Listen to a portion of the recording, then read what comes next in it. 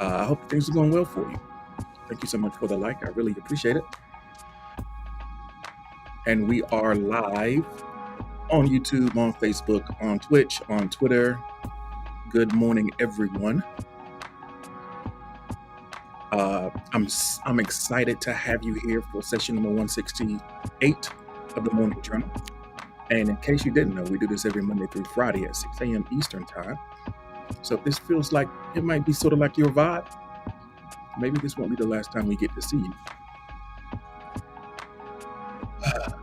But I am grateful. I am grateful. So how we doing this morning, Britt? I know it looks like you've had a little bit of technical. You've been running in and out of the house. So are we doing okay? Can you hear me now, Britt?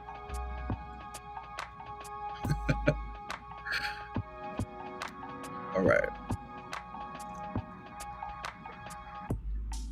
All right. So for today's session, we got started a couple minutes early. We already got some folks over on Aunt Capone is in the building, probably listening in while he works. It's good to see you this morning, fam. Always glad to have you. Chels is here. How you doing this morning, Chels? My guess is that you were cramming for something, that you got some last minute pre-holiday duties that you need to attend to, and you decided to hang out with us while you got it done. So Baby Zay is feeling the Northern Lights pick. Yeah, it's really a cool vibe. It's really amazing that just occurs naturally, you know.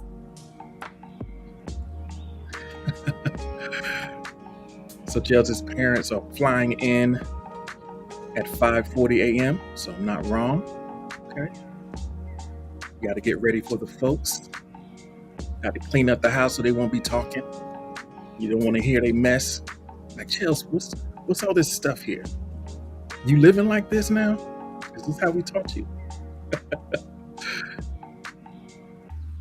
Pandora is here. Thank you so much for the like. Yeah. Why don't we get into our conversation, or at least do a little bit of a check-in?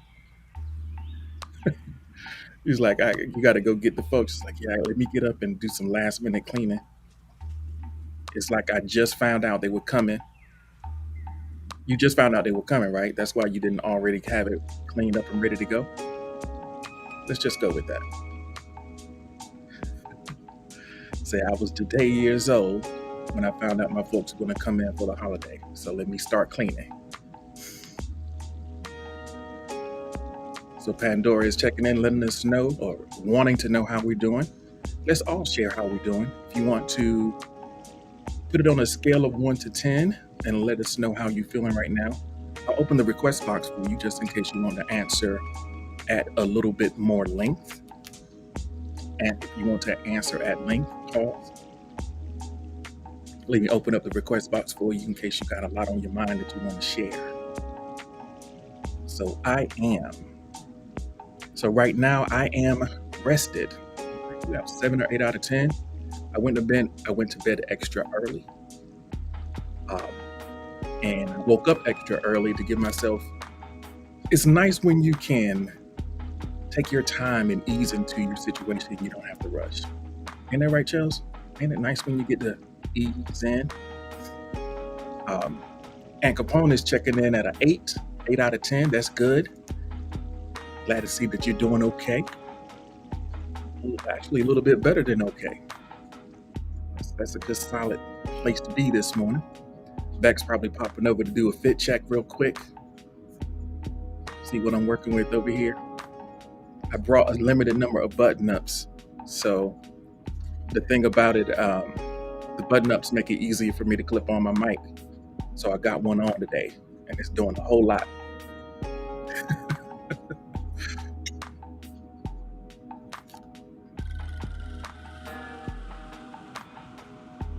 So however you are when you start, I hope that you don't get bummed out while you're hearing the number go down.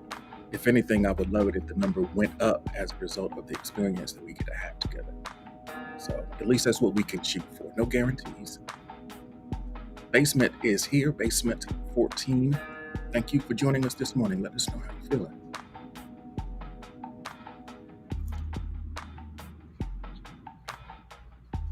So Basement checks in and says, I'm 4 out of 10. I'm sure I'll feel better once I sleep.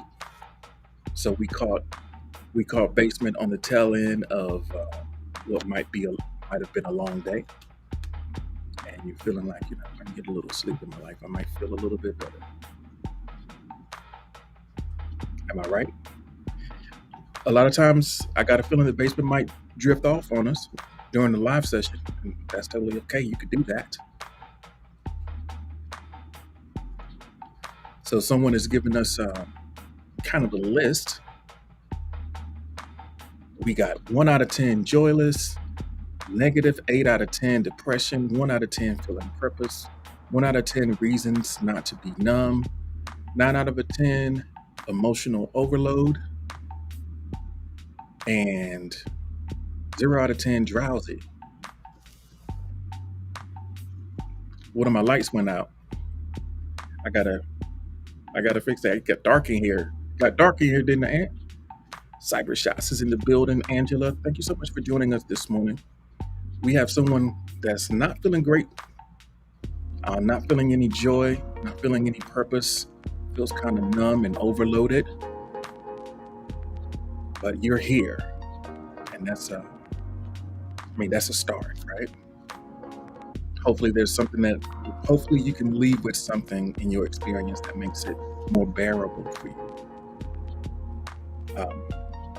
Give me a quick pause if you are give me 1 second. I need to fix this light.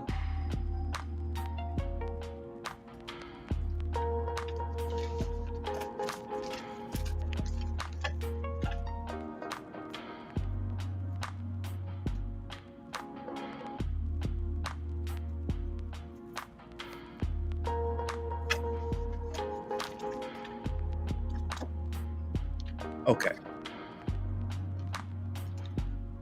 So, just in case y'all didn't notice, there's some cookies in the chat, cookies and flowers in the chat. We are back. Appreciate you sharing that with us. And if you just came in, let us know how you're doing. You can put it on a scale of 1 to 10. Chels adds it up, and it's about a plus 4 total. I know how to factor. I don't know how to factor in the 0. Yeah, haha, quick maths. 1 plus 1 plus 2. 1 plus 1 equals 2. That's quick maths.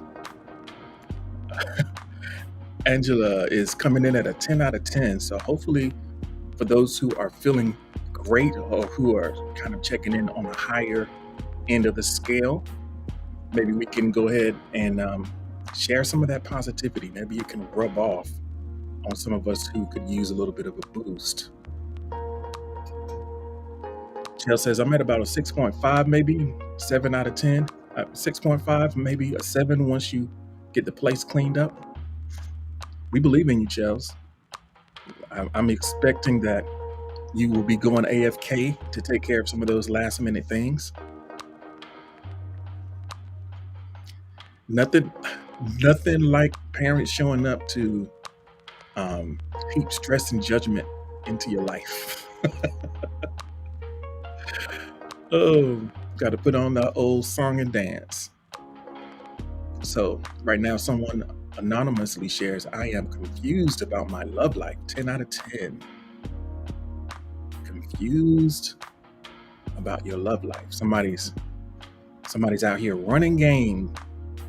Got you all twisted. You don't know what to make of it.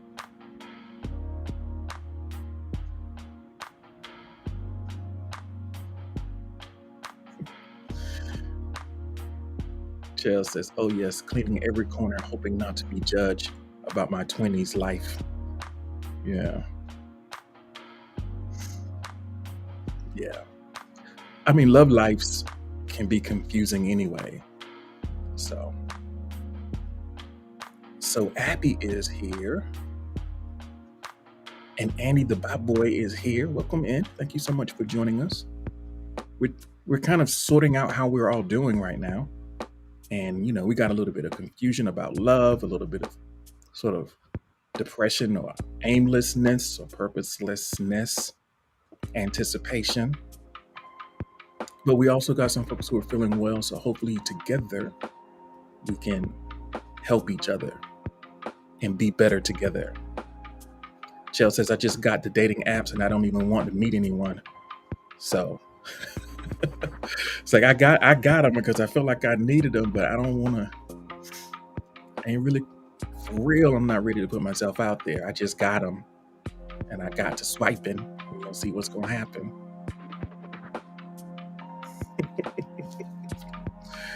Ann Capone says, hey, I feel sorry for you. Ann Capone's like, I'm a happily married man. I ain't got to be out there in these streets trying to figure it out. Oh, you got it. Aunt just said, I'm all I got to do is maintain, baby. Cyber Shots is 7.3. I love those decimal points. However you are, the fact that you popped in to say what's up to me and to hang out with me, I really appreciate it. Tree has joined, Warrior has joined. All the great folks are popping in. I really appreciate you. I hope that you are doing well this morning or this evening, however we are finding you. If you would like, you can continue to drop your numbers and states in the chat. But we are going to check in a way that's a little bit more specific that might give us some insight behind that number that you are experiencing right now. So please feel free to continue to drop numbers in the chat. I'm going to reset the request box. Let me make sure I didn't miss anyone. I'm going to reset this and we're going to go into our next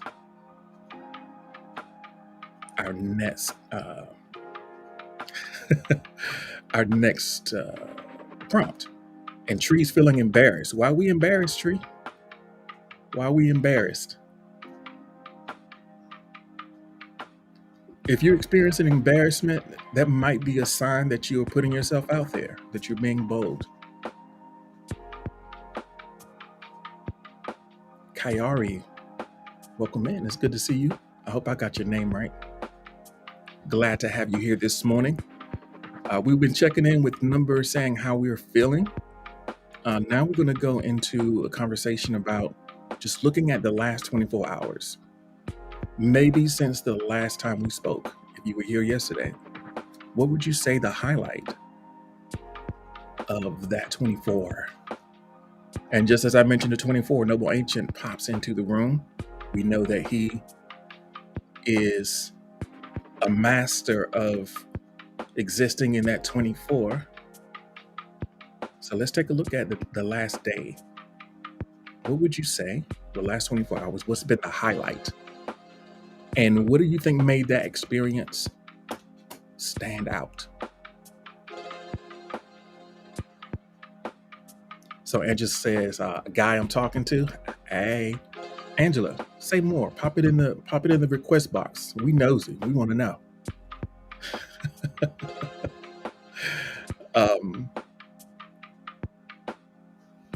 So Tree is embarrassed because of all of that footage that she can now watch without stutter to see how much, it's interesting to see yourself on camera in HD, to see all of your quirks and all the different things that you don't necessarily notice. So that's congratulations and welcome.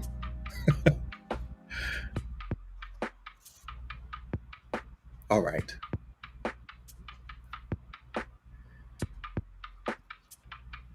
So, anonymous, someone says the person I like likes me back.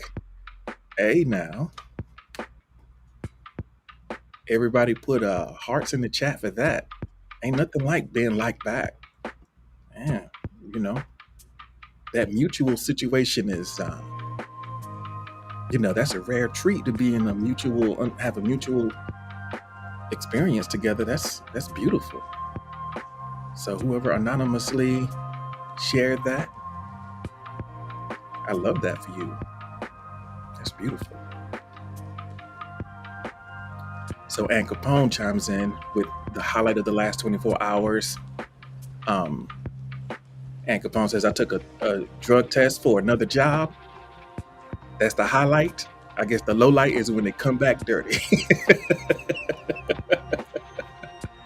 Nah, you good, man. I know you good. You've been, you know, I don't know you good, but hey, hopefully. Uh, Brittany Lucas. Hi, Brittany. Welcome in. It's nice to have you here this morning. You came in just in time to share the highlight of the last 24 hours.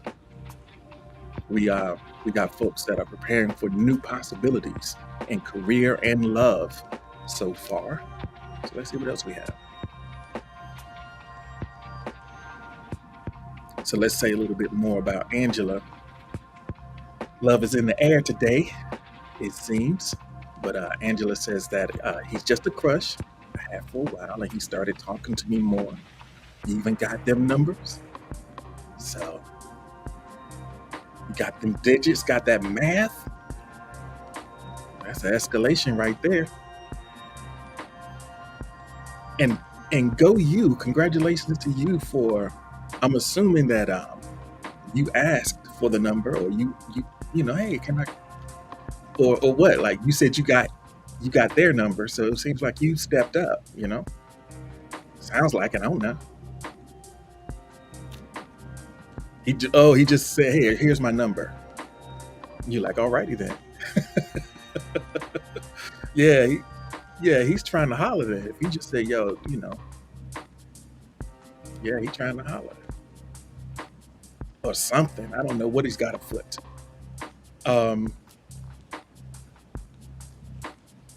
You know, we'll see. This is going to be interesting. Angela, I don't know how often. If you've been here before, I need to check your loyalty of bars. Are you new to the fam? It looks like you're pretty new.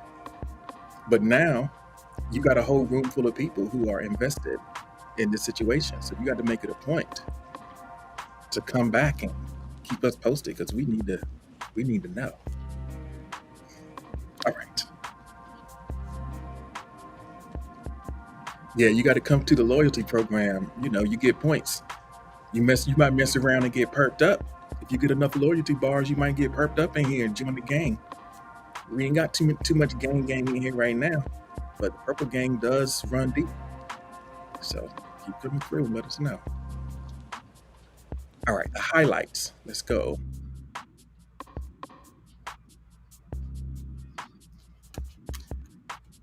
So for Noble, it's Alexis and I getting ready for our trip. It stands out because we are about to get going. I had a minute or two to drop this in real quick, and then you are getting ready to be on your way. So I know this is really exciting. I'm happy for you to get a chance to kind of connect the dots among the people who are important in your life. And I hope that all goes well. And yeah, super exciting. So for those who don't know, Alexis is Noble's partner, life partner, and they are going to meet his family for the first time. So they're going up to Spokane and going to make that happen. Going to meet the parents, suited up like a warrior. That's awesome. Speaking of warrior, Warrior says, my highlight, well, let's see. I guess the highlight would be I'm here. But I also made a TikTok video I really like. Head bandage and all, because that's where I got stabbed and got the stitches, but I rocked it. Hey. So you mentioned TikTok, and now we all need to see this TikTok. We need to see this TikTok now. Is your TikTok linked in your bio? Or are we not allowed to see it? You brought it up. So now I feel like we need to see what, you know, did you do a dance trend? Did you do Yeah, what's the current dance trend right now? Well, just tell me what the trend is. What sound did you use? Oh man, I need to see you out here. Um,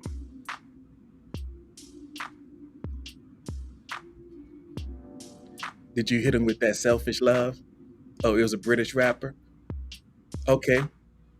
Oh, no, no, no, no. Tell me which one it is. Um,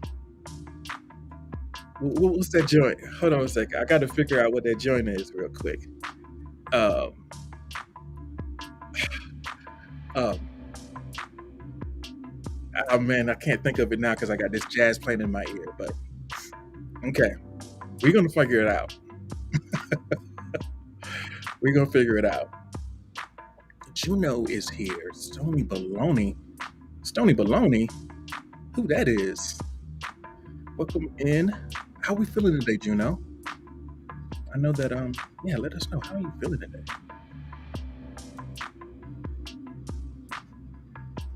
Okay, that's good to know.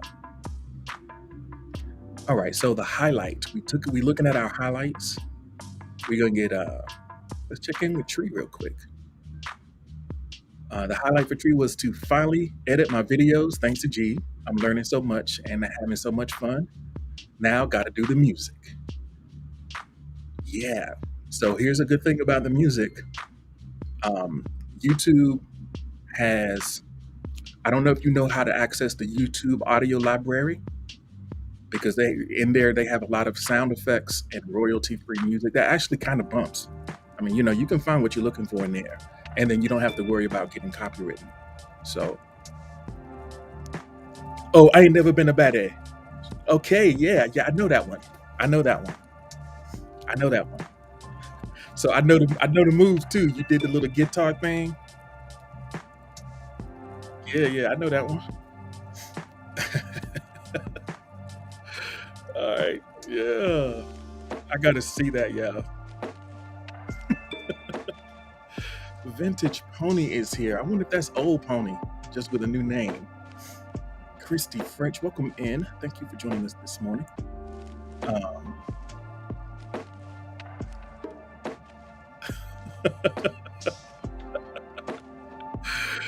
oh man. So okay, yeah, I can send you a Tree, just kind of a sidebar. I can send you a direct link to the YouTube library to download the songs, and bringing it into the project is pretty straightforward. It automatically adds a new audio track for you. So,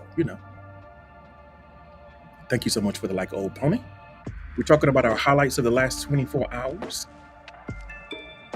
So, Basement says, I cooked myself 3 chicken quesadillas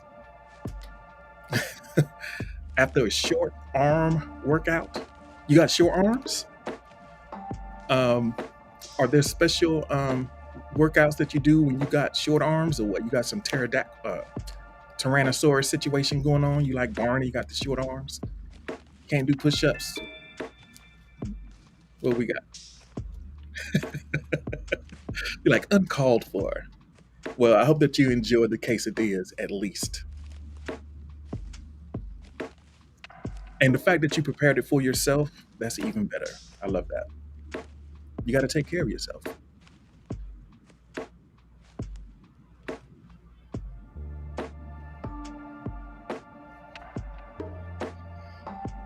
All right, so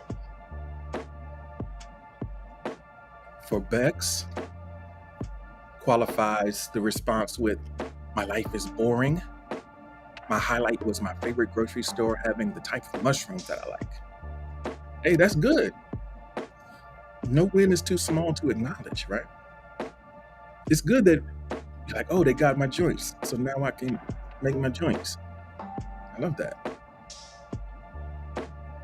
Shrooms in the chat for Bex, I guess. Are there shrooms? Shrooms in the chat for Bex. And that bit, that bit of good fortune. Abby says, good luck eating the quesadillas with the short arms. Yeah, true that.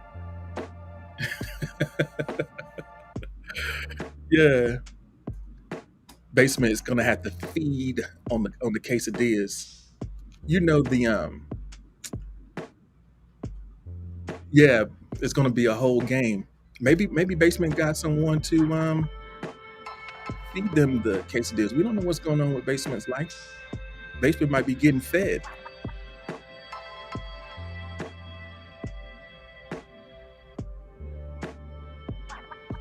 You know, it's kind of funny. Makes me think about there's somebody that I know. I'm not going to say who it is, but it was someone who was in my life, and the way that they ate always kind of bugged me out because they would like, you know, like a normal human, they would put the food on a fork and start bringing it up to their mouth. But once they got it close to the mouth, they just kind of tossed the food in. They never let the spoon or fork touch their mouth. So they would get it real close and they would just kind of toss it in.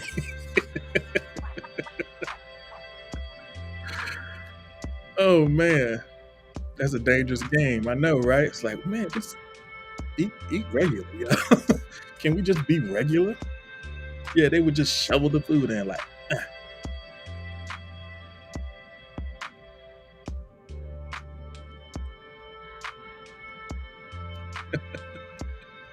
Abby says sometimes my husband puts cottage cheese on his hot dogs and bologna sandwiches, and that's gross to you. Don't yuck, don't yuck. It's yum. You know, ain't no wrong with interesting food combinations like that.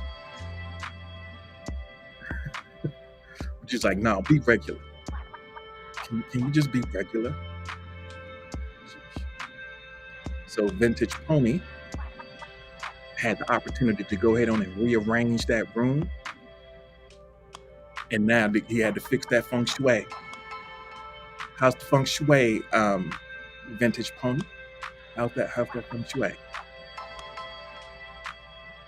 Jukebox Walking is here. Welcome in. Thank you for joining us. We're kind of going over the highlights of our day. Go back, Dave.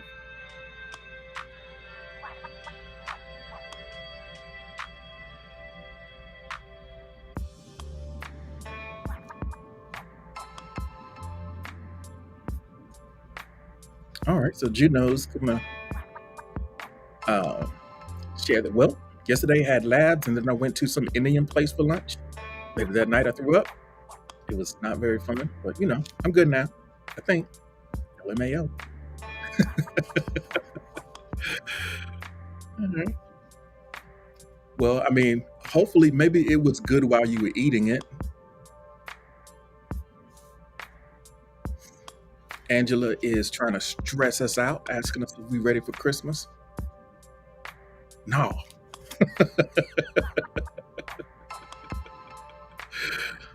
Oh man. Basement says rearranging your room is like the second best feeling, just putting yourself in a new clean space. It would be Basement's favorite thing if their arms were a little bit longer, and it was a little bit more easy of a task. Kiki Fallen, not doing anything for Christmas, just sleeping. Okay. All right, Abby just popped in. All right, get yourself some sleep. It's always great to see you for however long you're able to hang out with us. Certainly appreciate you. All right. What else we got in here? All right.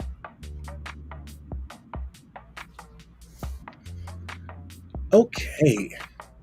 It was great to check in with everyone to hear how your last 24 hours, like what the highlight of that time was. Um, it is getting close to Christmas. And I think that the closer we get to Christmas, the more our routine might be varied from what we normally do, at least for some of us. Um, it changes up the flow of our days. Uh,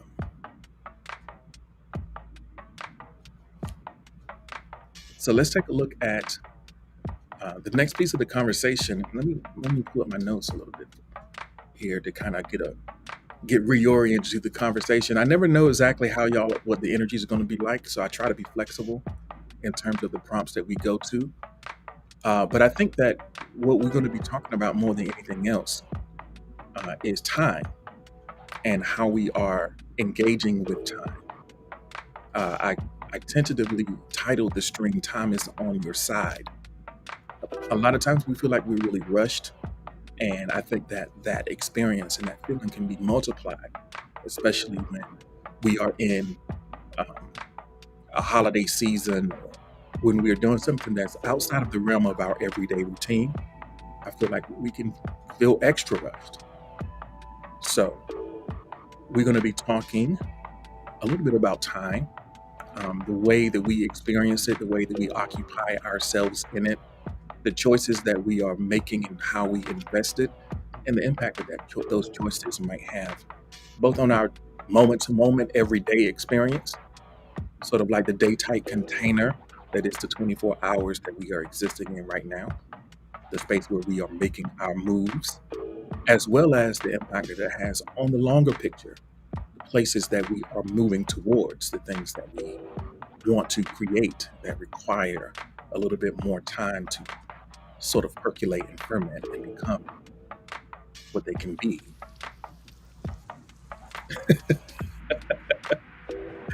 Angela says, I feel like time is moving fast for me. Yeah. Mm. Well, we're going to talk about that experience a little bit. Juno has a question. What's up, Juno? Chels, you got about what? You got about 10 minutes?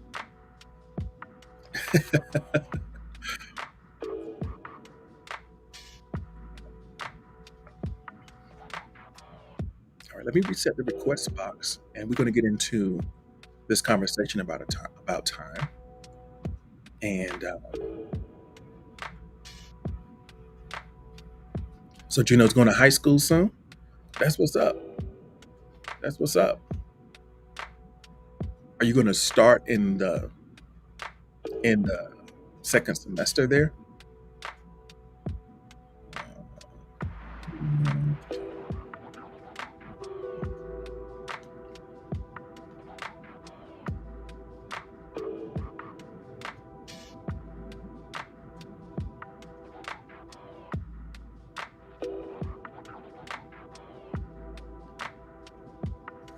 All right.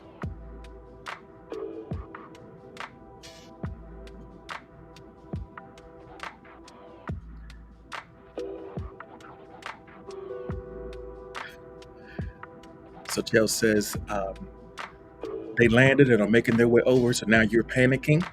And here's the funny thing: if they're coming to you, you have to pretend like when they get there, you have to kind of be casual. You can't make it seem like that you just finished cleaning up. You have to be like, oh, I was just kind of relaxing, waiting for you to get here.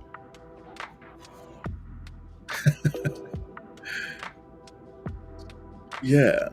Angela says that time that you feel like a slug and time is like a cheetah.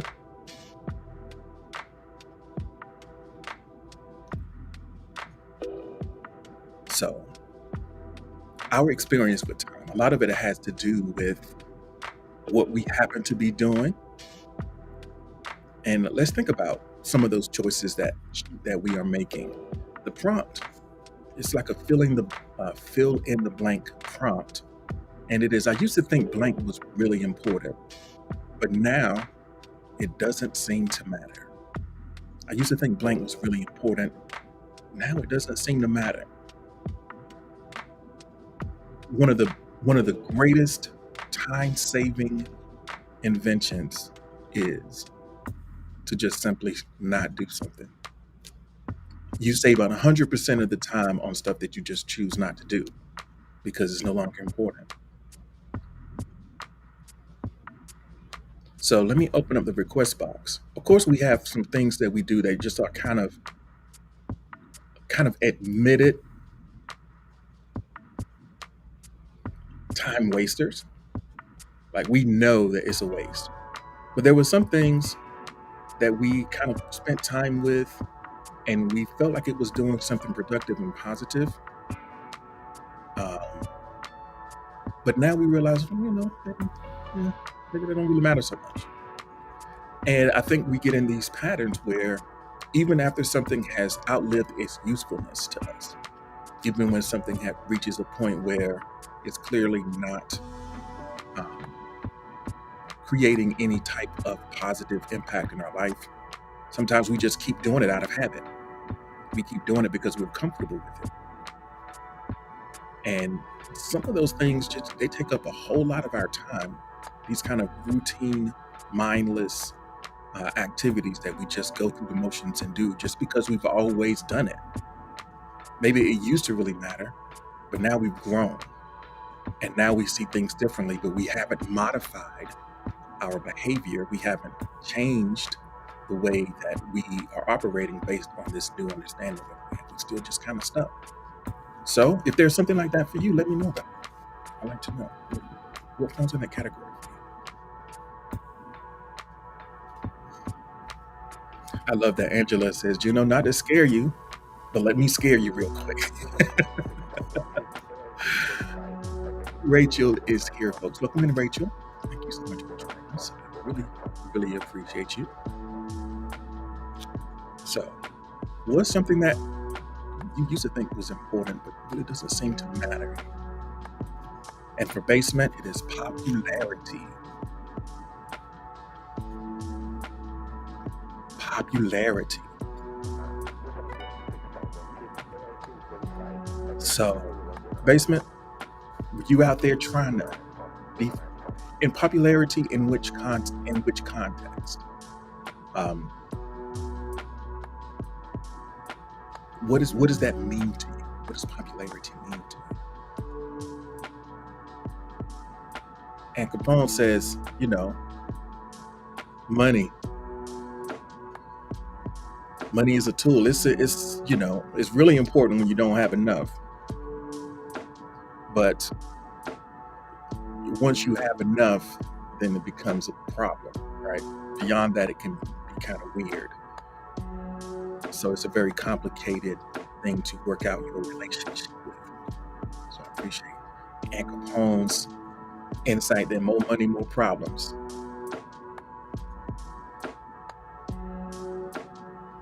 So Basement clarifies by saying seeking notoriety solely for the purpose of getting positive attention from others. That doesn't matter so much to you. Okay.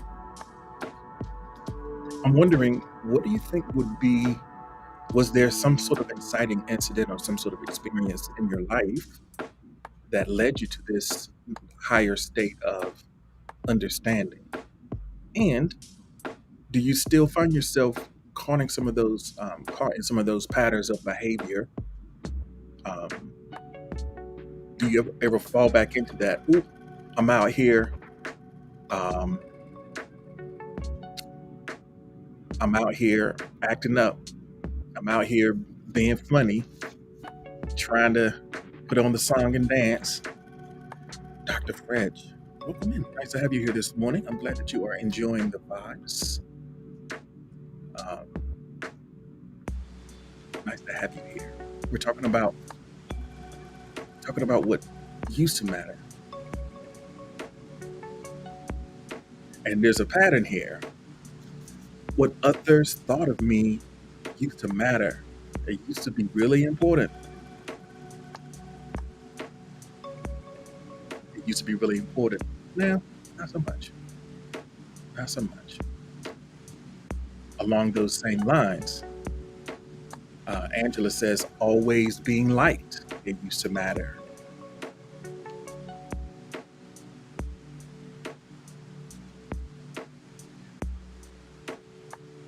Rachel, people's opinions used to matter. So I think that it's a part of our maturity as a person that we become less concerned about what other people think, or we're selective. We're selective about whose opinions we allow to have sway over us, I guess is a good way to put it. Basement follows up with the point that, sometimes you fall back into those old habits, but, you recognize that you're not going to be happy doing that. Everybody, just take a second to drop some green hearts in the chat. Uh, Mom's up. Uh, Mom is up. So give some green hearts in the chat. Say hi to Mom. Sandra Fisher is here. I don't know what the VOI FYI means. Maybe you can clarify that a little bit.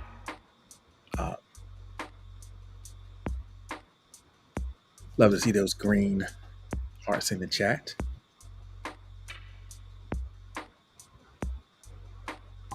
So Bex says, I used to think stepping on the scale every morning was important, but now it doesn't matter to me.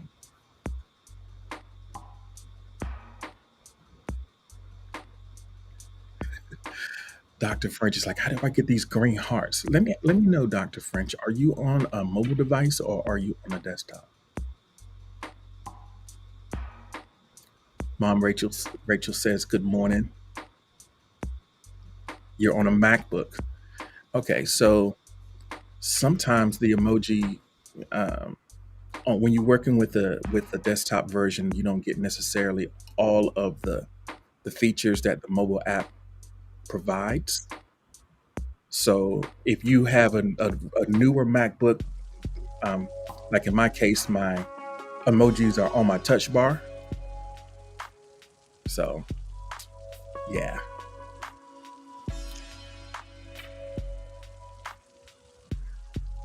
So Tree is back. Good. David, La Alligator, King Boy, thank you all for being here. And also, in order to interact with the polls, you can just click on the pencil. There should be a little pencil over by the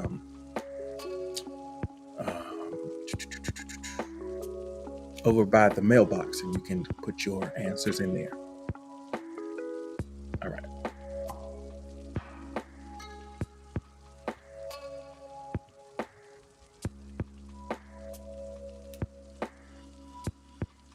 All right, so Juno is sharing.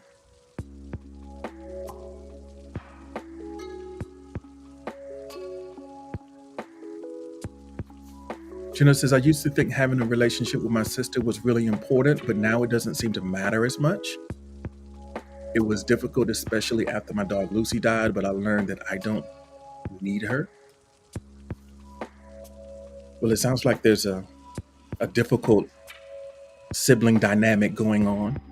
I would say that in many cases, when we are talking about relationships with people that will exist over many years, that we've known our whole lives, that we will know, I think, it's normal that you go through phases when you are closer than others.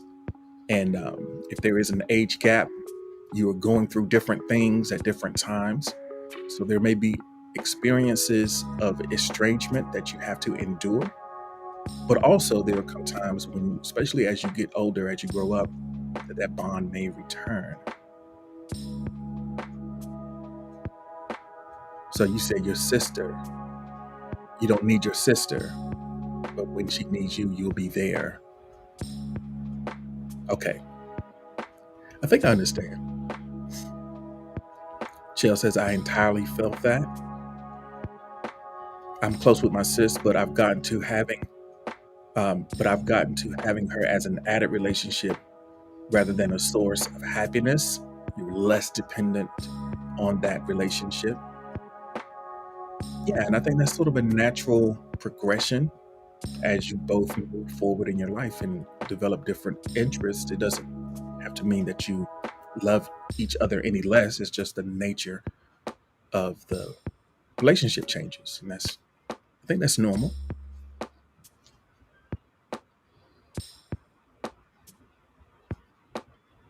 All right. So I guess the overarching story that we are kind of examining now is the evolution of what is important to us. Sometimes there are things that take up a lot of emotional real estate. They are top of mind, and as a natural process of living, they sometimes diminish in the importance that they hold in our life and attention. And sometimes that's just a natural part of progressing. Like when you're in school, school is really important. Then you get out, it's just naturally you move past it. At different phases of your career, there are things that are important that eventually become less important. So I think that it's important to remember that, and sometimes to be courageous enough to let some things go that have run their course in your experience. And the purpose of doing that is to create more time and space. So if we're ready, drop a heart in the chat. We can go on to the next question. I know autocorrect is foiling everyone's vibe right now. All right, so let's take a look. The next prompt. And let me figure out which one it is. So this is one that we've talked about before. So some folks might remember back in September, we kind of examined that. We're going to kind of hone in a little bit more on the question of time. Reflect on your own experience and let me know. What time of day are you at your best? How do you use those hours? What time of day are you at your best? How do you use those hours? Some of us are in the fortunate position that we do have a little bit of control, at least, over some of the ways that we spend our time.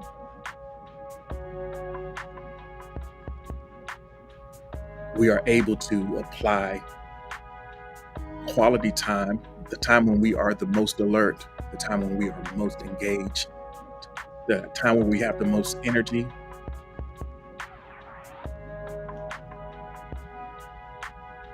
What time is that for you?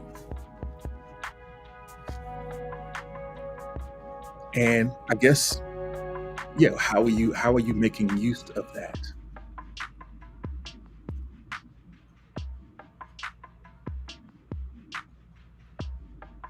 All right.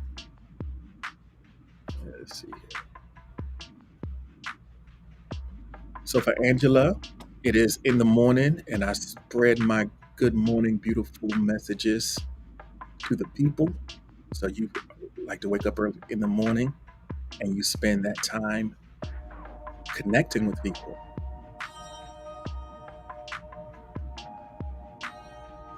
That's awesome. Dr. French says 12 p.m. I do everything: laundry, shopping, feed the dogs. So when you are at your best, you're a great shift worker, so it's hard to have that time. You have a hard time to sleep. Okay.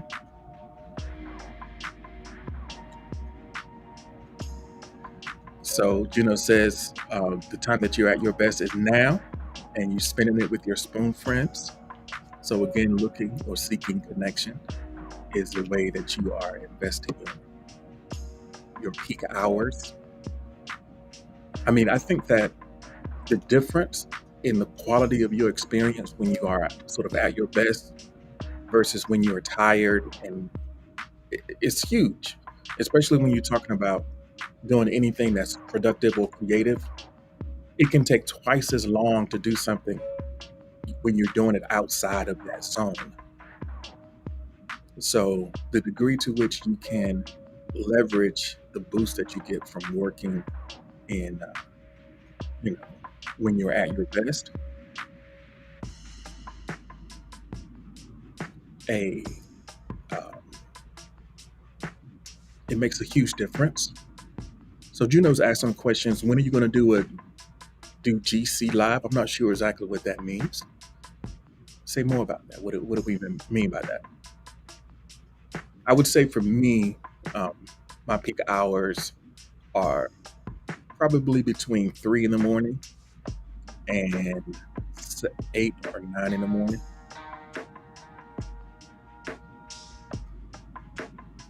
Those are kind of, that's the time when I feel the most energetic and clear and creative and all those things. Juno was asking about group chat lives. Typically, I do those on Friday evening. That's when I do the writer's room. But I'm not sure if I probably won't do that until after the first of the year. Over the holidays, I'll be, we got Christmas Eve and New Year's Eve, so I probably won't be live on those nights. So for Rita, the peak time, the most productive time is between 8 a.m. till about 12 p.m. That's when you're at your best. And how do you spend those hours? Kiki, do you love me is here. Hi, Kiki. It's good to see you. It's been a minute. I hope that things are going well for you today.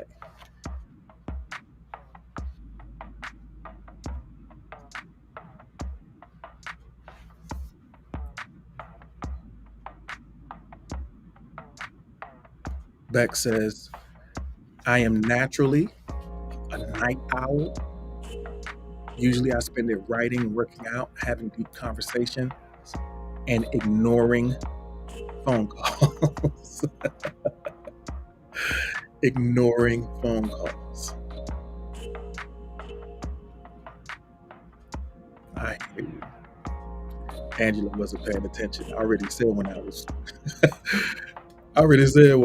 at my best. Like, what about you? What do you got? If you're talking to me, I already said it. I'm gonna say it again. You got to catch the replay, Shawty.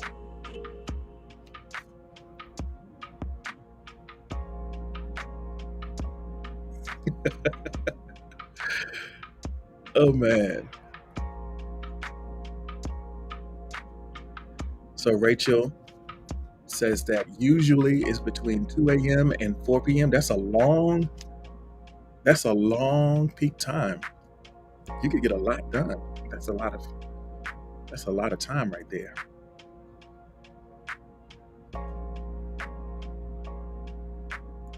So Kiki's just up early, don't know why, but here I am. Well, I'm glad that you found us. I'm glad to have you. So, yeah. Basement says night. I love it.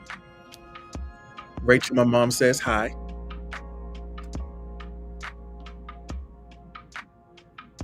I guess she heard me mention you and saw your response. My mom says that during those hours for her, that 4-hour window, she does some reading, writing, thinking, drinking coffee, and encouraging friends. Reading, writing, thinking, drinking coffee, encouraging friends. Kiki says, I'm sorry, it was my baby. Okay, I will allow it. Angela, I will allow it, I'll tell you. My peak time is like from 3 in the morning to about 8.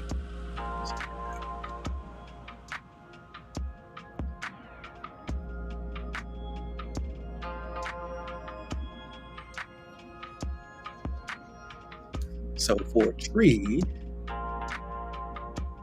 the peak hours are 10 a.m. to 2 p.m.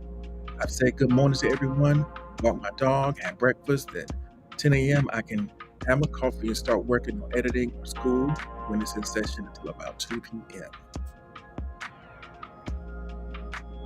So a lot of times, the reality of our living situation dictates that we have specific times that we have the opportunity to do certain things. So we just have to make use of or make do with the time that's available. And, that just kind of is what it is. But then there's also the times that we are just kind of naturally more turned on and alert and focused and creative and all of those things. And when those situations overlap, that's when the real magic tends to happen.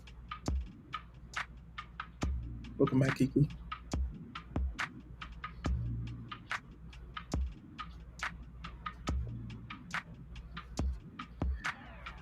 So Angela went and put some face cream on and came back. I see. All right.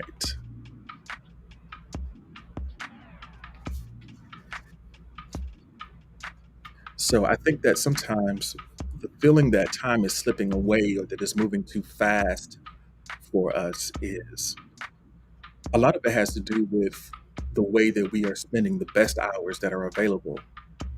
Um, when we don't have an opportunity to um, slow those periods of time down and invest them in something that's meaningful to us, it feels like our time is being stolen from us, because there are certain activities that are like personally meaningful, that kind of feed your soul and spirit, that actually, there's some things that you do that you actually have more energy after you do it. So there's ways to invest our time and energy that gives us a positive return. And if we are not able to invest those best hours in activities like that, it could turn out that we end up just feeling drained, you know?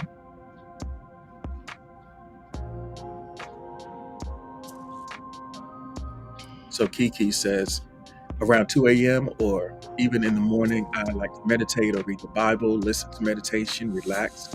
It helps me get my mind together. Gotta get, gotta get that mind together. Going into the day, you ain't got your mind right. You gotta get your mind right, so you don't feel buffeted by everything that comes into your experience. So Rachel has says that going on runs, it helps so you don't feel dead through the day. Physical movement, exercise is something that gives you some positive returns. It's counterintuitive because you're tired after you do it, but once you get over the initial, you know, once you come back, you have more energy later.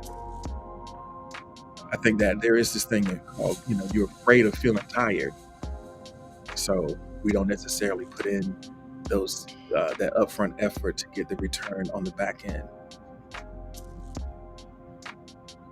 But we all know, it's no secret. We all know that it's good, but maybe we don't always give ourselves the space and permission to do it.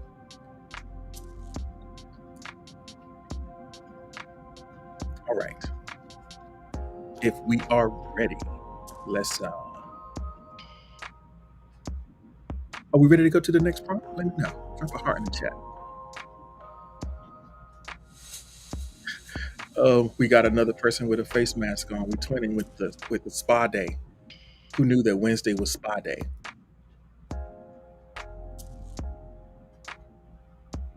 All right, here we go.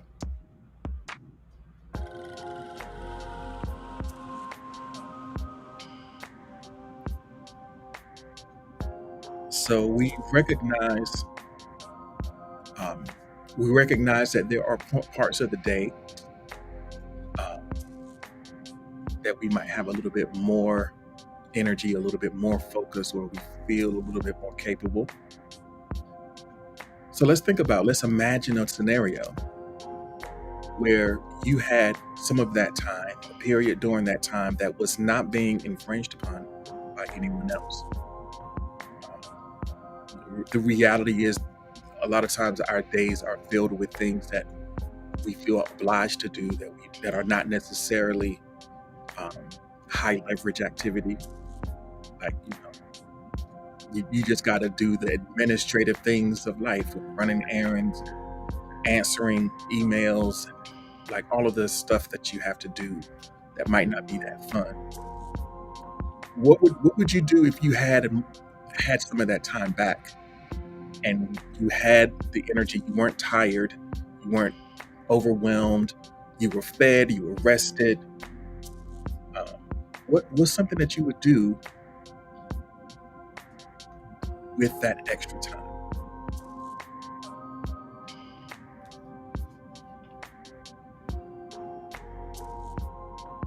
So Chell says,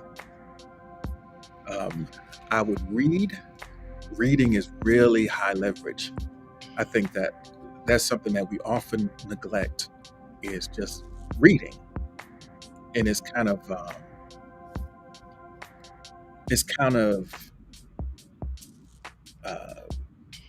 underrated in terms of all the different ways that we can engage with obtaining knowledge, reading is far and above the most high leverage way to do it. So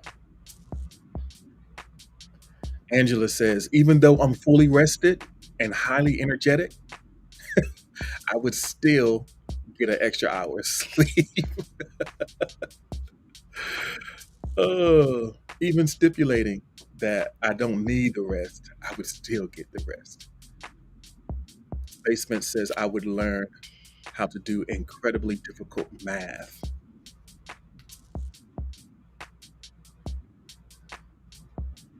Okay. Tree says I would sleep too. I wouldn't, I'd sleep too.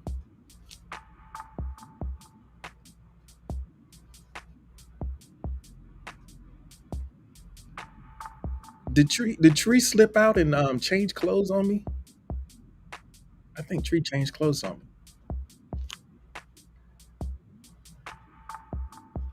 Yeah, Goodwill Hunting is here to do some incredibly difficult math. Everybody put apples in the chat for Goodwill Hunting up here. Apples in the chat for Goodwill Hunting. Going to do that. Quick maths.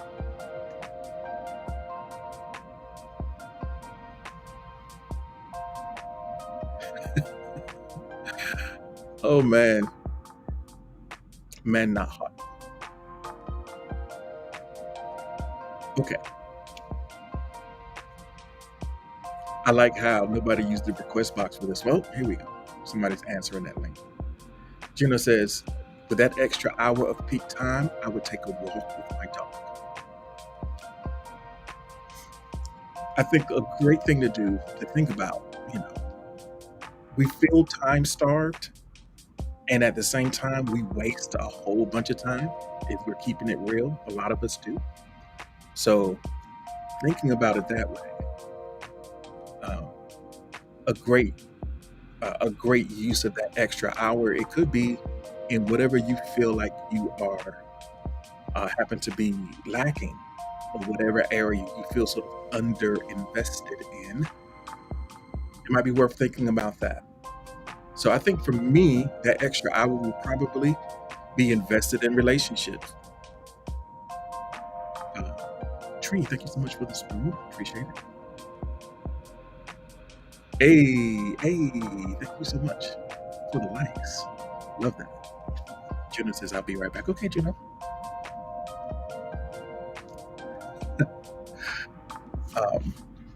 Basement 14 says, I would try to grow my short arms.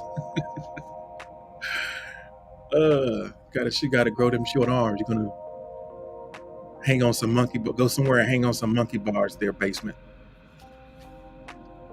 Hey, Tree, thank you so much. I really appreciate the support.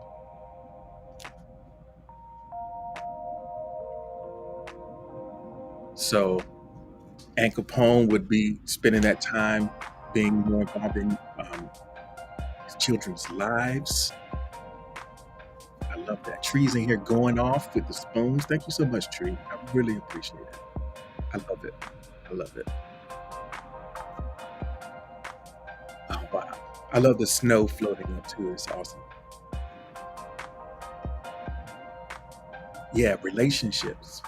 Relationships with your children, relationships with your family, relationships with your partner. Underrated in terms of the return that you get when you invest in important relationships. There's sort of like there's a compounding that happens in relationships once you invest. A lot of times it's flashy, it's fun to try to look for new things, but nothing compares to what you get from a relationship that has depth. But what comes with that depth is a little bit of nuance. It's not all fun and games. There's conflict that you have to work through. There's discomfort. But what you get in terms of support and understanding and all of those other things that you can't get very easily otherwise, can't beat that. Thanks for the snowmen in the chat. All right, everyone, fingers crossed. Fingers crossed for Chills. Chills' parents are here, and they're about to inspect. Chills is about to go through an inspection of the living quarters, so everybody, fingers crossed. Chills, she's about to stay her parents are about to come and judge her for how she's living. All right.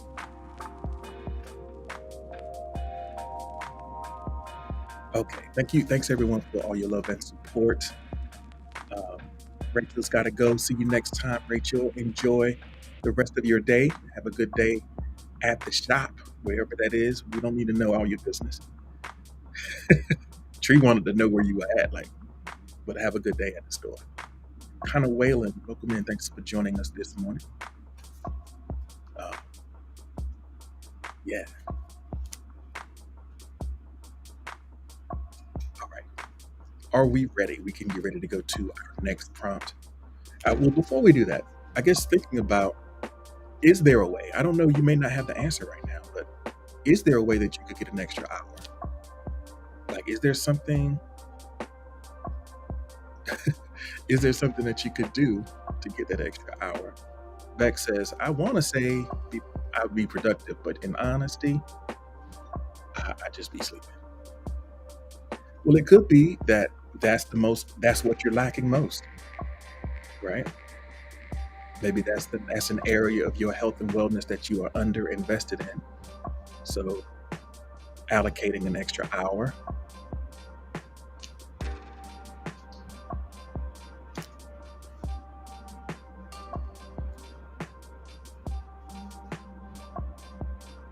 All right.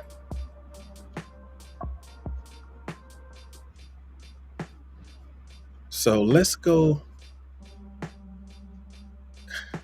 Beck says, no, I get plenty of sleep, but I would just get more. So let's put another level of nuance to this examination. We asked about the peak time and how you would use it. So let's see if we can come up with an answer to this question. What is the biggest goal that you are actively pursuing?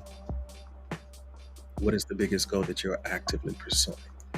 Because, if there's something that falls into that category, that might be a candidate for the use of the time. I don't know. But what is that thing? For some, it might be the biggest thing that you are actively pursuing. Not stuff that you just kind of holding in your mind as an idea, or thinking that, oh, it would be nice if, there's plenty of stuff like that. But what's something that you're actually okay, I'm actually putting in work. I'm actually doing things on a regular basis to move me closer to doing this. So Bloom Music says, first of all, hello Bloom Music, thank you for joining us. Second of all, I'm trying to finish high school and get into nursing college. That's the biggest goal for you right now. Angela says, starting to love myself more and being more comfortable with myself and my mindset. So you are seeking personal growth as your biggest goal. And that's not a bad deal. That's a great starting point. And it's also a lifelong pursuit. You always want to keep growing. So for Ann Capone, it is thinking in terms of career, not job. So trying to build some, I guess what you kind of call it career capital, using and applying the experience that you gained over all of your years of work in a more lucrative and fulfilling way, and not just randomly chasing a paycheck here and there. Josh Wynn, welcome in. Thank you for joining us this morning. So yeah, let us know, what is the biggest goal that you're currently pursuing?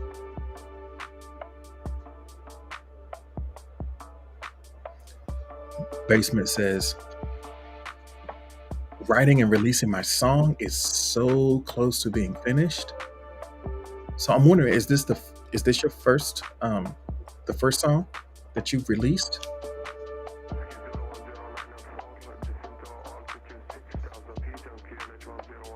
Because I mean, it is pretty exciting to be able to create some art and put it out into the world. The first time is always really exciting, and you learn a lot in that process.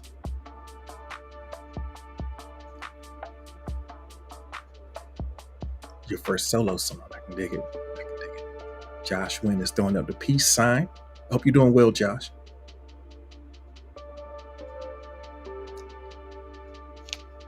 Appreciate the like. So for Vintage Pony, the biggest goal that you're actively pursuing is mindfulness. Pursuing mindfulness. Yeah.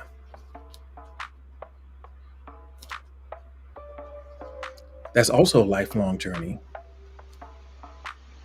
It's a moment by moment lifetime journey. Something that you always have to be, always have to return to. It's not a permanent state.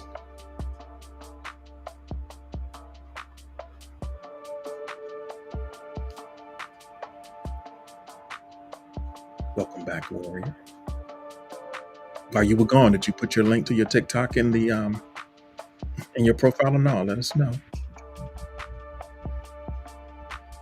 So Juno says, the goal I'm pursuing now is living through high school without any problems. Well, I will say this: there might be problems. There might be some problems, but I will say that you might be surprised at how well you can navigate those problems. And sometimes, the problems coming into your life may not be of your doing. Like, they're just things that happen that you have to deal with. So I hope that even if it's not possible to live without any problems, that you find yourself capable of navigating those. Warrior says, gee, don't forget. Oh, I'm not going to forget. Oh, you mean to check out the TikTok? I'm going to be there. I'm going to be there in the comment section. Yeah.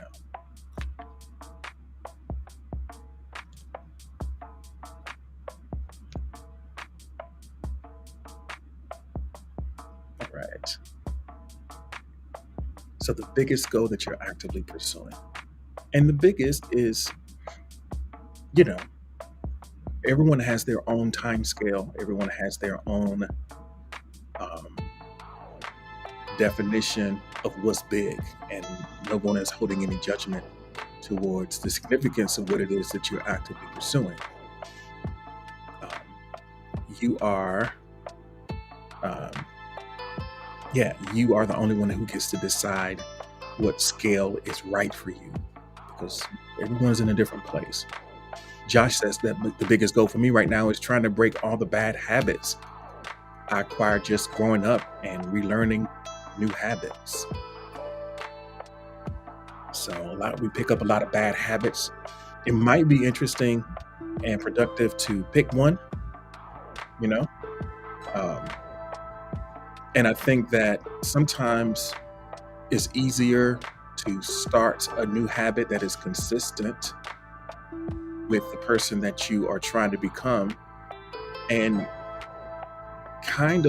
what kind of happens is, once you start enforcing some new habits, that starts to shift your identity, and you no longer see yourself as the type of person who does what that bad habit had you doing. And it becomes a lot easier to release it once you've replaced it.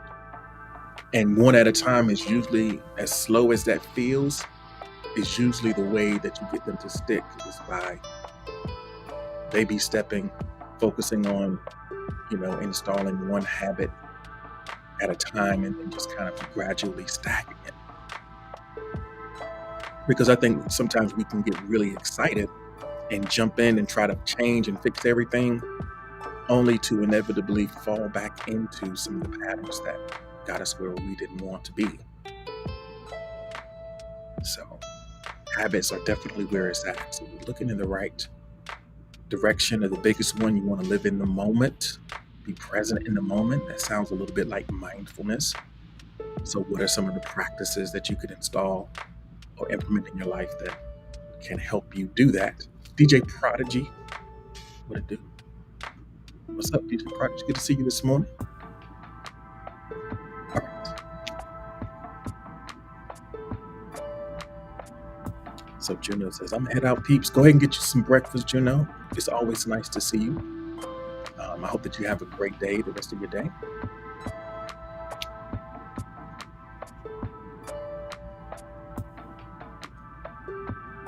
So Josh is like trying to allow things to happen instead of trying to control the outcome.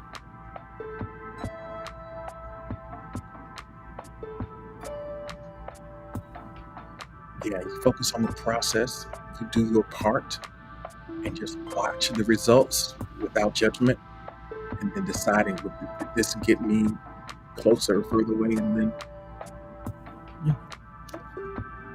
act accordingly, right?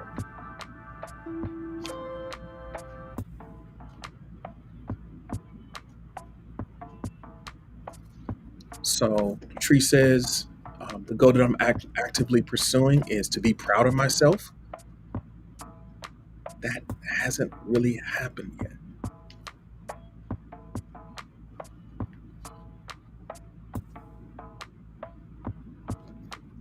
I haven't really felt proud of myself yet. I think that sometimes, that being proud of yourself, feeling accomplished, I guess, is a more specific way of doing it. I guess as you continue to achieve things that matter to you, you might start to feel a little bit more of that. Some of us are just not able to acknowledge ourselves. And that is something that you have to be intentional about doing. Swaggy is here. Welcome in, Swaggy. Thank you for joining us this morning. So I guess it comes in stages. I guess first is acceptance, learning to accept yourself where you are and as you are. Enough to get out of your way, enough to do something. And maybe you'll never reach the point where you're actually proud of yourself, but you might have the experience of creating something that you can be proud of. I think when you feel like you've done your best work in a given situation, the natural result of that is, okay, that was good.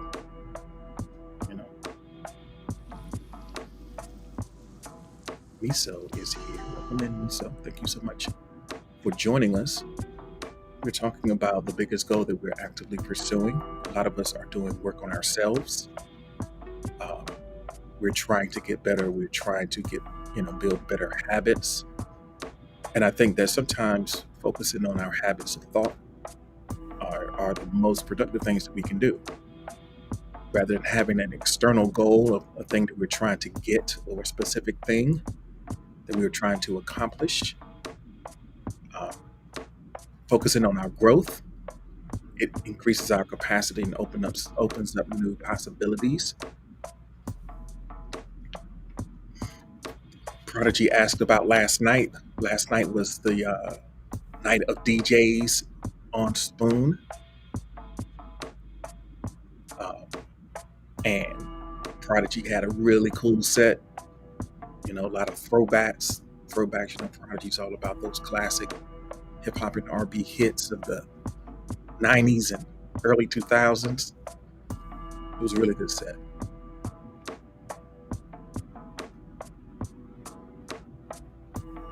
Angela is bidding us adieu. Angela, thank you so much for joining us. Don't forget that we are invested in your story about this new person that you started communicating with. So be sure to start back by and let us know how it's going. We need to be in the know. Miso, thank you so much for joining us, and thank you for the like. and your insights about the mind really does control all, for sure. And Kiki says, do I come on? I am here every Monday through Friday at 6 a.m. Eastern Time. So exactly around this time, at 6 a.m. Eastern, Monday through Friday, every day.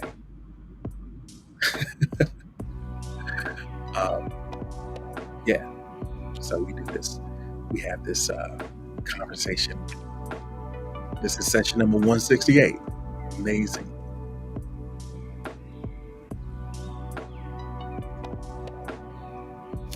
So Bex is sharing that the biggest goal for Bex right now is rebranding my business with my new promotion at work. I got some extra funds to do that now. So also starting that YouTube channel.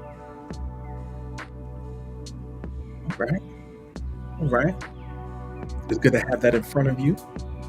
And I'm excited to see, there's a lot of folks who are being creators in this space. Tree's launching a YouTube channel. Bex has got a YouTube channel coming. So I'm excited to see what you all create.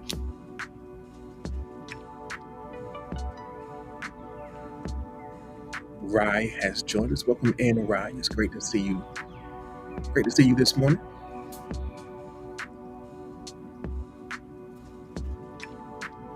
All right, we have another response here. It's anonymous. So the biggest goal that you're pursuing right now is to be happy. I feel like there isn't a point of living while there's so much pain everywhere. Pain everyone goes through, and it seems there's more pain than happiness. It seems like there's more pain than happiness. I know it can seem that way. I think that sometimes the pain is just the flip side of the coin. They can't exist without each other. We appreciate the happiness because of the pain. And because they are, I think that they are kind of inexorably joined together, our experience of happiness is often a matter of where our attention is aimed. So I know it can be, there's a lot of despair. There's a lot of people who are living with a lot of pain. And if you feel empathy for those who are going through things, whether it's in your personal experience or whether it's just something that you recognize that's in the world, I think the important thing to do is to allow and to give yourself permission to experience the joy that's available to you. There is a plenty of misery in the world, but that doesn't require that you are always miserable. I think the remedy to the misery that exists around us is for us to have the courage and willingness to shine whatever light of joy we can muster at it. But we sometimes feel guilty or don't feel worthy of experiencing or expressing the joy that comes into our experience. So I think that the first step is to allow the possibility and to give yourself space for joy and happiness, whether it shows up or not. Make the space for it. And then if it does happen to show up in whatever form, in whatever dosage, even if it's just a pet snuggling against your leg or a funny joke that makes you laugh out of the blue, whatever smiles you can garner, allow it and then see what happens from there.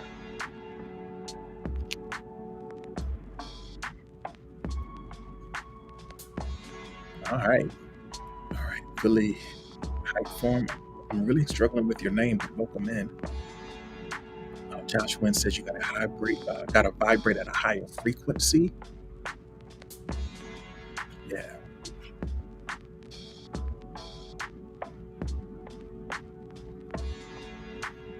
Basement says, I think lower vibrations exist for a reason. It's like you can only see the fish in a pond by dunking your head in. Yeah, you definitely got to have some low end in your situation, right? You got to have some low end and leave it to basement to point out the need for those those lower frequencies.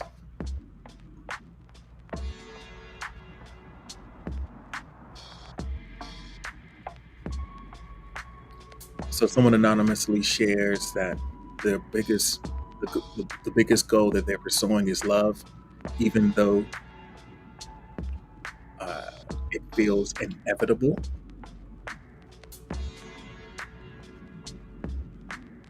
Yeah. Tree says, "I'm fading just in case." All right, Tree, do your thing. You know, I didn't even have a tie on you. I think when you left, I forgot to give you another tie. So Bex has been holding it down, but I definitely appreciate you. Hey, Gary, welcome in. It's good to see you. So Rye says, "I've been teaching myself German, and I really love it. I'm really loving it. I'm also about to set out into the world, starting Job Corps, quite a distance away from home."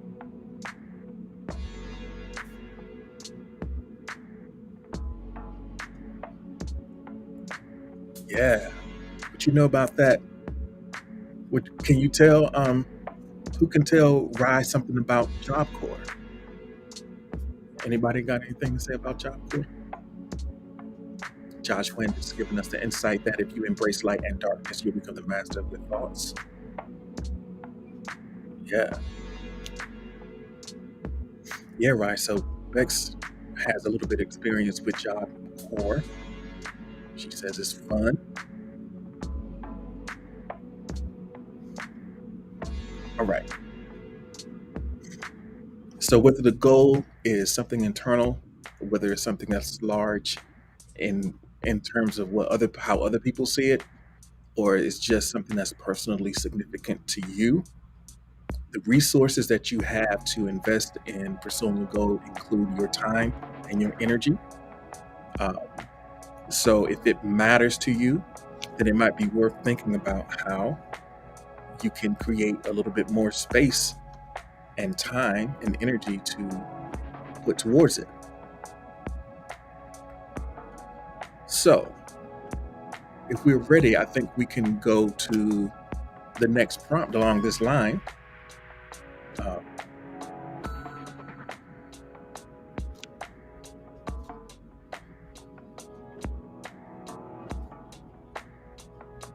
and that question is this: when was the last time you felt like you were in over your head? When was the last time you felt like you were in over your head?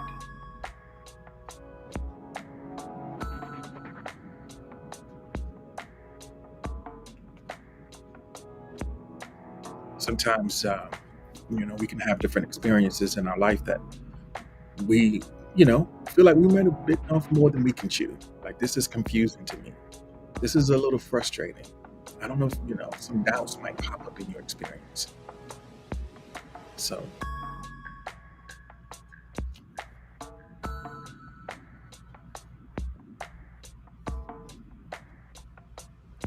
when was the last time you were in over your head?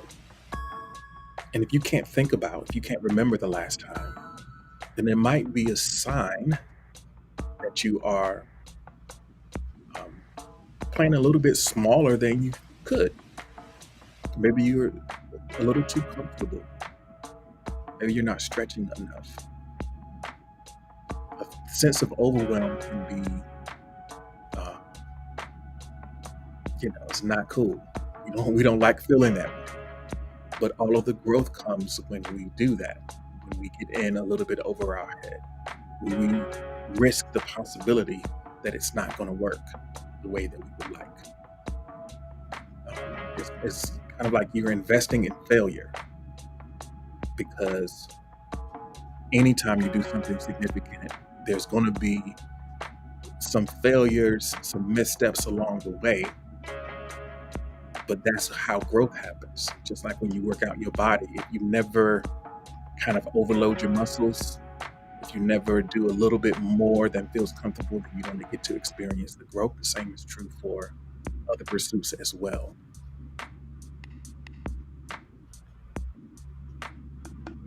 So Josh Wynn says, I rushed into a relationship and we moved in together, gave her a ring, and then she changed her mind. Yeah. Okay. Yeah, the rushing part. I'm wondering what was the rush, right? It's like you felt like she was rushing you, and then she was like, "Psych, no."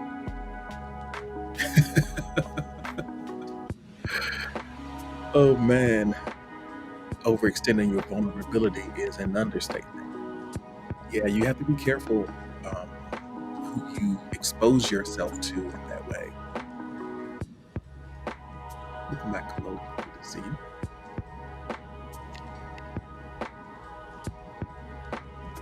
Welcome in, Owen. Thank you so much for joining.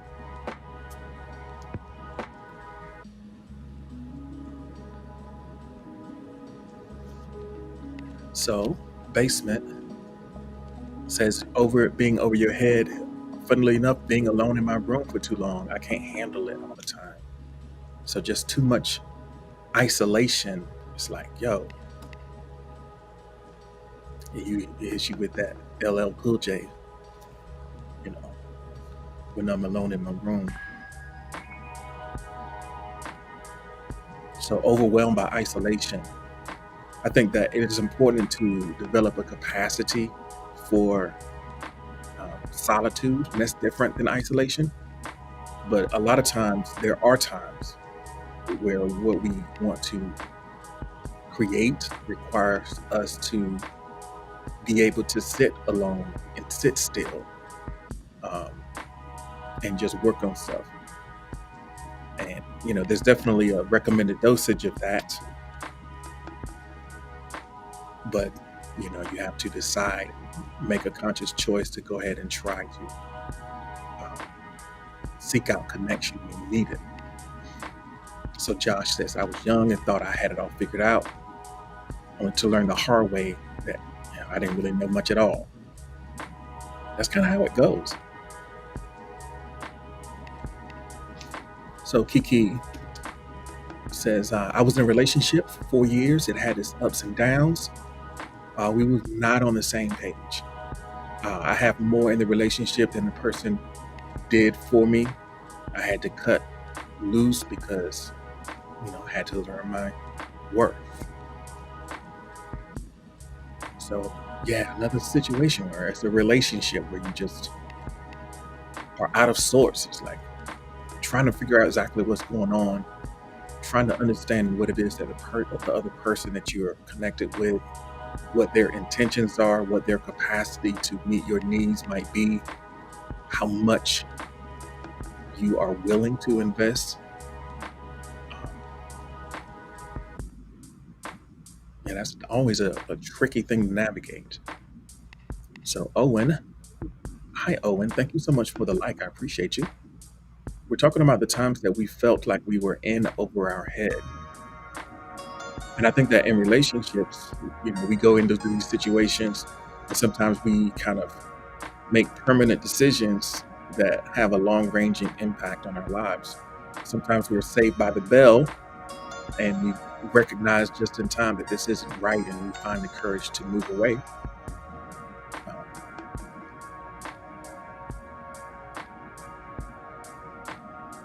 so,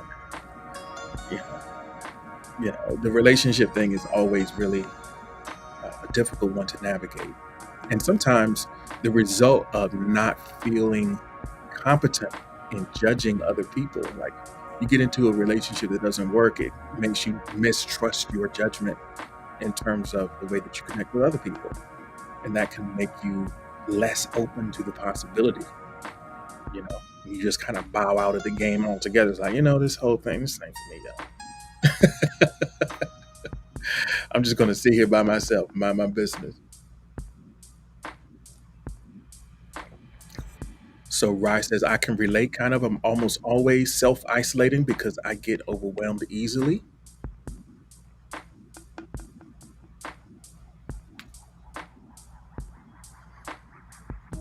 So when someone gave me attention that I liked, I trusted them too easily.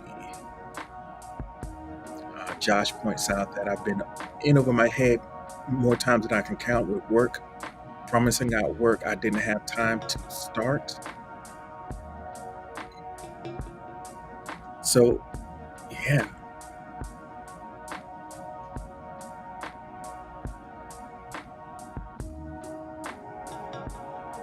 And I guess why do we do that? Why do we feel like we need to take on more than we can handle? Um, why do we feel like we need to prove ourselves? Being a people pleaser. Yeah. And I think that people pleasing thing also manifests in the other relationships that you have. But you recognize that, right? It's like that trait impacts both your personal life and your professional life.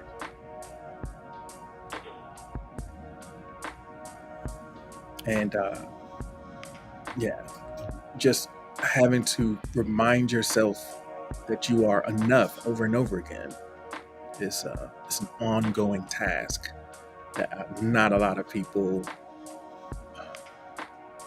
not a lot of people invest enough time and energy into reaffirming that inherent value that we have, that we don't need to prove to anyone else. So I'm glad that you've been working on it. It does require work.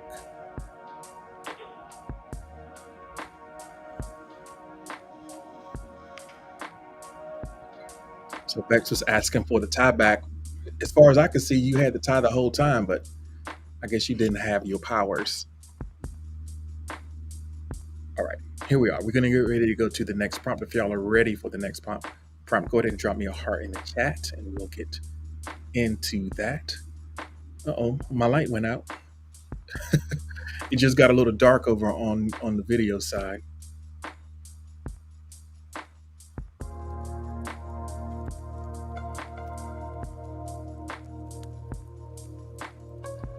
All right, here we are. I'm excited for you, Josh, that you did find come to some clarity about this trait that you have, and now hopefully you can apply this depth of understanding, this depth of self-awareness. You can apply it to the choices that you make going forward. Just kind of keeping it. I have a tendency to get in too deep, so I know that about myself. So let me take a second and be intentional. All right, here we are. Let's go to the next prompt.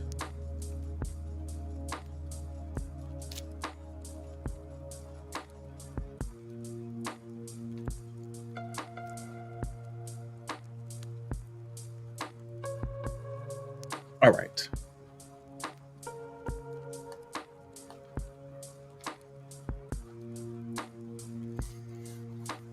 So this is another one of our fill in the blank prompts. You can let me know what you think about this one. Blank is difficult, but worth doing. So there's a negative way in which we can get in over our heads. And there's also a proactive way where we can get in over our heads to the degree that I'm stretching a little bit. I'm stepping outside of my comfort zone. I'm recognizing that this isn't going to feel great for a while, but I know that eventually it's going to be worthwhile. So I ask, if you don't mind, I'm going to open up the request box. If you can answer in the request box so I don't miss any of your responses. I need to take a second to turn my light back on so I'm not sitting all grainy and in the dark over here, all red. Let me see here. I can adjust my color by doing that. Now it's still a little dark. All right. Difficult. Kiki says, I love this live. Absolutely. I'm glad that you do. I'm glad that you are enjoying your experience here. So fill in the blank. Blank is difficult, but worth doing. Drop that answer in the request box for me. And give me 1 second here. Let me fix this light.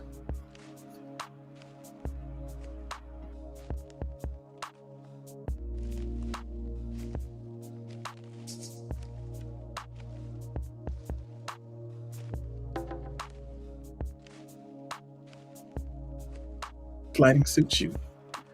Um, I feel you. I feel you. It's a little grainy.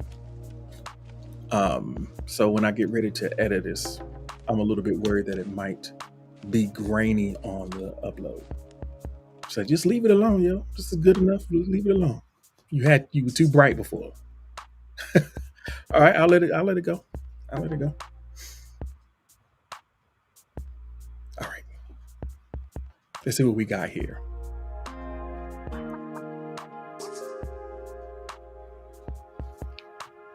So Rye says, spending time with my family is difficult, but worth doing. Spending time with family is difficult, but worth doing. I feel that. Sometimes it's difficult just from an administrative standpoint, like trying to coordinate and get everyone on the same page. And sometimes it's difficult on an emotional level because sometimes there's a lot of pain. There's a lot of, um, repair that needs to happen in those relationships in order for them to be healthy. Um, but I do think that at the end of the day, there's a lot of value that you can gain by keeping a connection with people who are close, who have always known you. Now that doesn't necessarily mean you need to be around everybody just because you can to them. Because not everybody has your interests in mind. I think a lot of times the disagreements or the disconnects that we have with our family, they are more misunderstandings than malice. But sometimes there's just some people that you need to let them do their thing.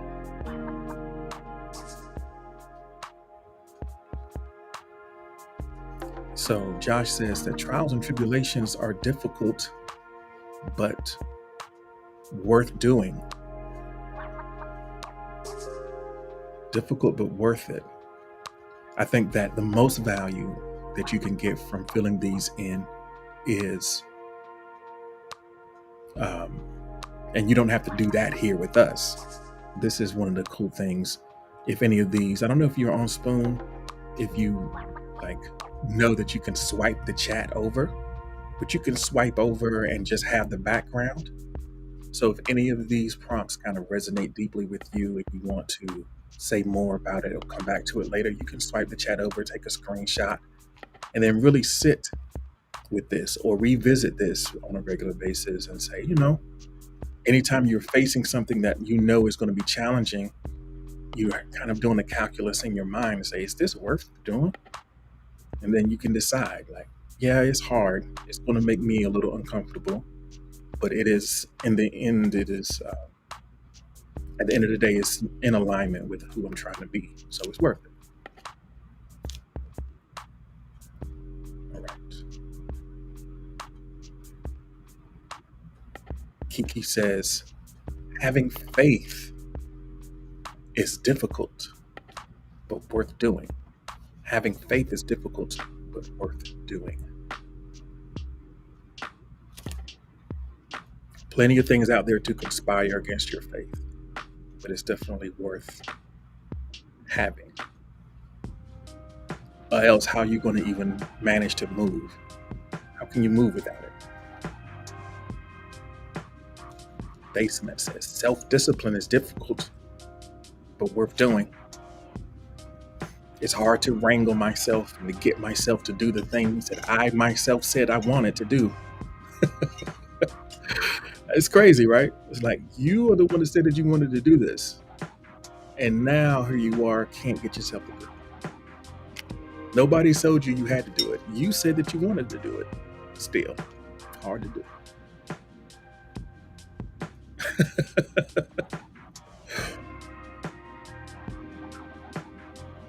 It's a shame that we have to play all of these games. It's a shame that we have to play all of these games to try to get something done that matters to us, even though we're the ones that set up the game.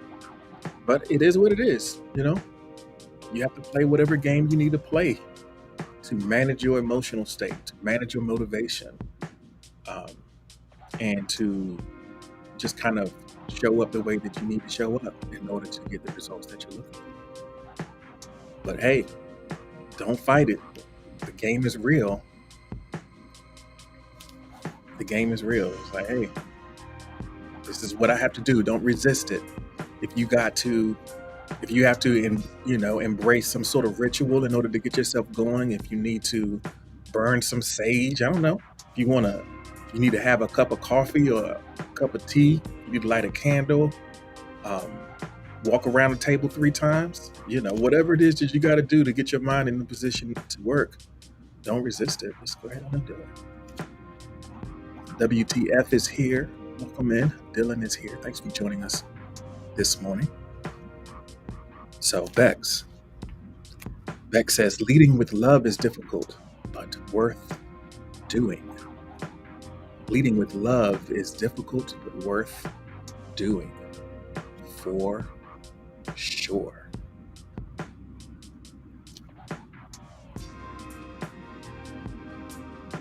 And Capone is giving us that embracing change. Embracing change is difficult, but worth doing. We get so comfortable, and it's so irritating sometimes when you got it, you feel like you have everything kind of dialed in, and you just kind of rolling. You on cruise control a little bit. We got this, baby. We got it. And then next thing you know, game changes, and you are on your heels trying to get it all sorted out. Dylan, thank you so much for joining us, and thank you for the like. Appreciate you, friend. That you're doing well today.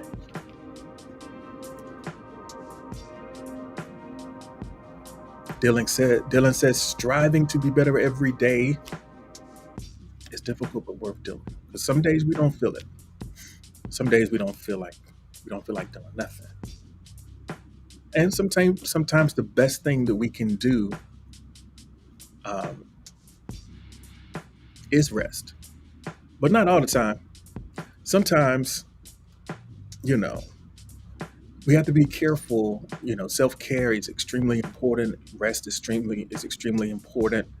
And doing all those things to make sure that you have the capacity, and the energy to do the things that you want to do. Those things are really important. But at some point, you got to get up, yo. At some point, you can't allow how you feel in the moment to stop you from doing what it is that you intend to do. Because a lot of times it's just a mirage. Sometimes it's just a trick that our mind plays on us to keep us from risking anything. So yes, take care of yourself. Yes, get your rest. Yes, take that shower, that bath, take that slow, long walk. And also, do something, WTF has liked the live. Thank you so much for that. I appreciate it. Josh Wynn says, I have a problem being content with just knowing the answers and not doing what I know I should do. Well, that's a good problem to have, because I think a lot of us have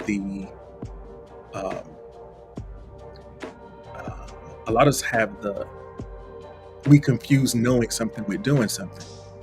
We confuse knowing the answer with doing what we know. We stop short of actually making a change, and then we just keep getting more information. We turn research into the project.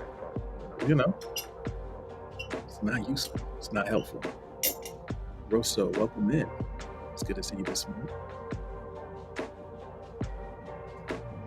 JNN.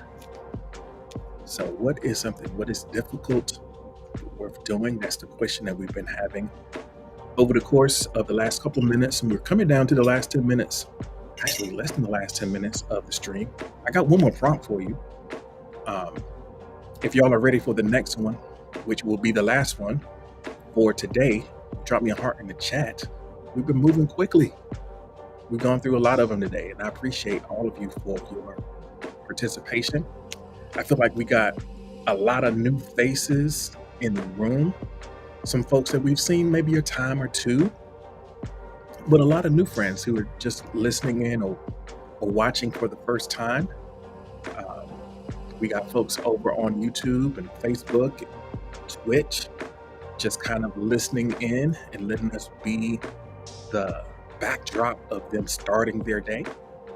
And all of you who are in here, hopefully gaining a lot from this experience. We're going to get to the last prompt now. And this is sort of where JNS says, what is this? I feel like I came in on the office meeting. What is this? It's like, hey, welcome in, JNN. We are answering the prompt that you see in the background. I'm glad that you like my voice. We're coming in the last 5 minutes or so of the stream. And what we do in here is we have sort of guided conversations based on a prompt that you see in the background. And this is the latest prompt. What are you willing to set aside so you can focus on what matters more? What are you willing to set aside? There's always a trade-off. There's always a trade-off. In order to make the room, in order to gain that extra hour of peak time, or move more towards the things that we would prefer to create in our experience, sometimes we have to set some stuff aside. And that's not as dangerous or scary as sometimes we make it. If you remember the first prompt, we were talking about something that we thought was important, but now we realize that it doesn't really matter. Maybe that's a good candidate of something that you can decide that you no longer want to invest your time in. So let me open up the request box and get your responses to this last bit. So I know that Aunt Capone wants to get back into creating content. So making some space in your time, in your schedule, in your mental to make that a reality. You might have to shuffle a few things around.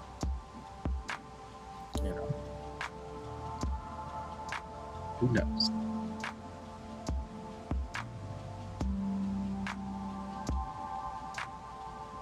So Dylan says, I'm gonna set aside a couple dollars, I'm gonna set aside a couple dollars so I can get out here and do my thing.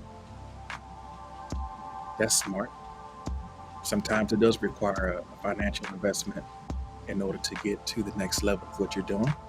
And if you recognize that and you're doing it, here's another trap though. Here's another trap. Sometimes we can substitute buying stuff with doing stuff. It's important to get started with what you have, and don't let the feeling that you need a new toy, a new tool, a new piece of software, a new whatever,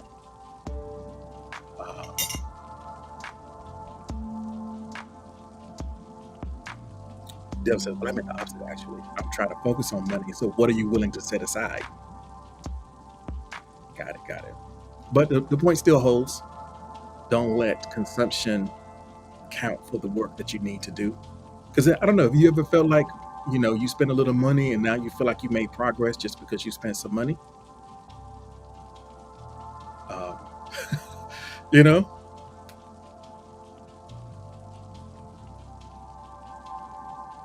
So you're saying you willing to give up some money for more important things? You're willing to sacrifice and reallocate your time?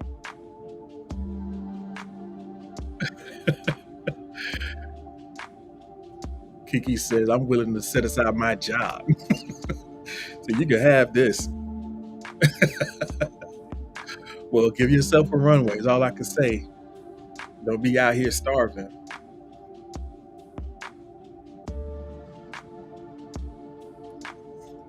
Bex says, I feel you on the buying stuff and feeling accomplished. I bought a jump rope to work out and ain't used it yet.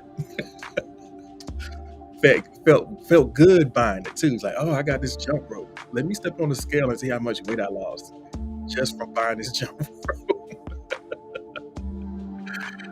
Oh man. And it's just sitting there. So Josh says, I might need a minute to think about this. Well, unfortunately, we only have about a minute left. So this is one of those ones where if you want to take a second, uh, take a second to screenshot. We're getting ready to get into the last minute of the stream.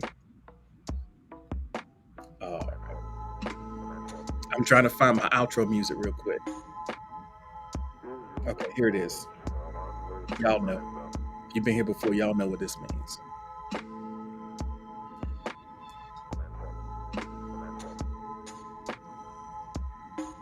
Okay, sorry about that. Sorry for blowing your ears out. Thank you all for being here. I love the engagement. I love the conversation, and I appreciate everyone for joining us for session number 168 of the Morning Journal. I've been your host, G. We do this every Monday through Friday at 6 a.m. Eastern Time. So I would love to see you again tomorrow. We'll be back tomorrow morning. It might be a short session tomorrow, but we'll be here 6 a.m. Eastern Time. Thank you, all of you who are here. We got Bex, Jen, Dylan, Basement, Owen, Tree, Vintage Pony, Pandora, Gary, Kaloli, Ghost Heart, Rye, Warrior, Josh, and Kiki. Thank you all. We'll see you tomorrow. YouTube, Facebook. Peace out, y'all. Twitch, Twitter, all y'all. Appreciate you.